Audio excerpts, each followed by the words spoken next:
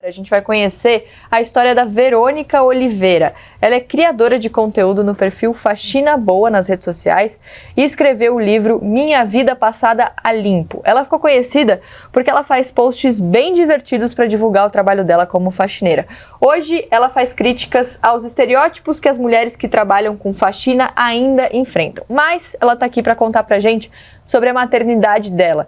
Ela tem 3 filhos, já passou por experiências bem diferentes na hora do parto, olha só. Na gravidez da minha primeira filha, eu tinha 17 anos.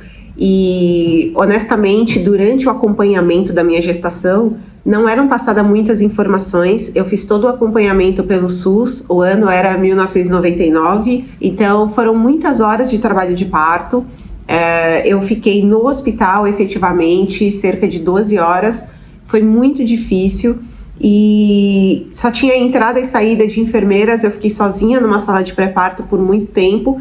Foi uma situação tão constrangedora porque você chorava e aí isso fazia com que os médicos e enfermeiras viessem me penalizarem, falando: na hora que fez estava bom, a culpa é sua por estar aqui nesse momento. Culpa de quê, sabe? Não é nem meu parente para vir me dar lição de moral.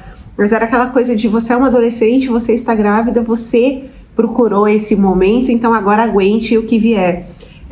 Eu tive o parto normal, fizeram a episiotomia, não sabia o que era, não sabia por que estavam fazendo e não fui perguntada se poderia ser feito ou não.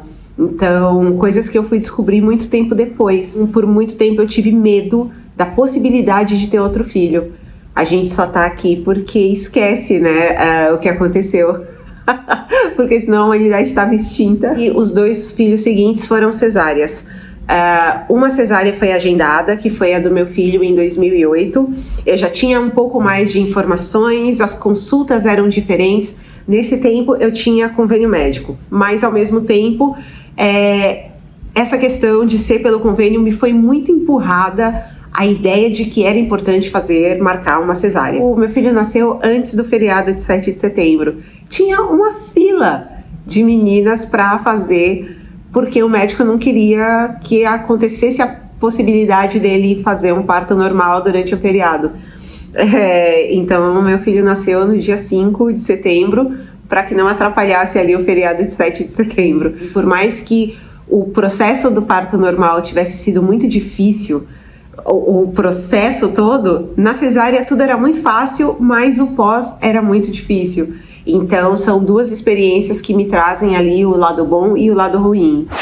Eu quero fazer uma pergunta para a doutora Larissa, mas antes disso eu preciso dizer que o que a Verônica descreve no começo da fala dela, o comportamento dos médicos durante as 12 horas de trabalho de parto e a reação deles quando ela chorava de dizer na hora que você fez estava bom, é um comportamento sádico. Não consigo imaginar que tipo de pessoa que adota esse tipo de comportamento. E a gente no Brasil fala tanto da preocupação com as nossas crianças, né? Pois tem uma criança que está vindo ao mundo naquele momento que vai ser cuidada por essa mãe depois do nascimento. E aí a gente desestabiliza completamente uma mulher vulnerável em trabalho de parto. Enfim. Depois disso, doutora Larissa, eu tenho uma amiga que mora nos Estados Unidos e teve a minha afilhada, a Liz. E eu lembro de conversar com ela sobre o parto dela, que foi uma cesárea de emergência, mas seria parto normal. E ela me dizer que lá nos Estados Unidos é comum que as mulheres no pré-natal se dirijam a uma clínica, não a um médico específico, e dentro dessa clínica você tem vários profissionais que podem te atender, e na hora do parto funciona mais ou menos do mesmo jeito, você não escolhe o seu médico. E eu perguntei para minha médica aqui no Brasil, ela falou, se você quer um parto normal, um parto natural, é interessante que seja assim, porque aí você garante que o médico seja um médico que está no plantão naquele momento. Você não vai pegar um médico que acabou de fazer o plantão ou, eventualmente, prejudicar o feriado do médico que atendeu a Verônica. Então, faz sentido a gente pensar nisso no Brasil, que é um país que a gente, torna afetivas todas as nossas relações, a gente tentar criar uma relação com o médico que não necessariamente nos faça querer aquele profissional específico na hora do nosso parto, mas que a gente admita profissionais integrantes daquela equipe para que a gente possa contar com a ajuda de um profissional descansado, enfim?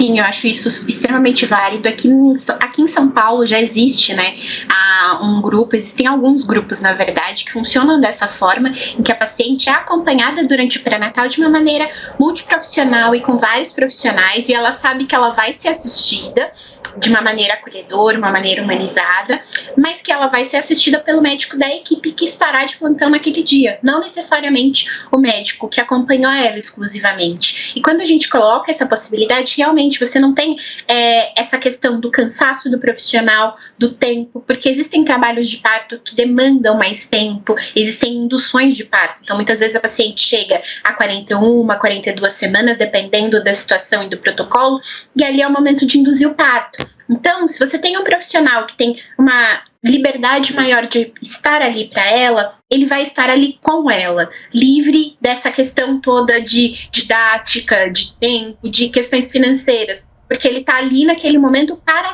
assistir os partos daquele momento.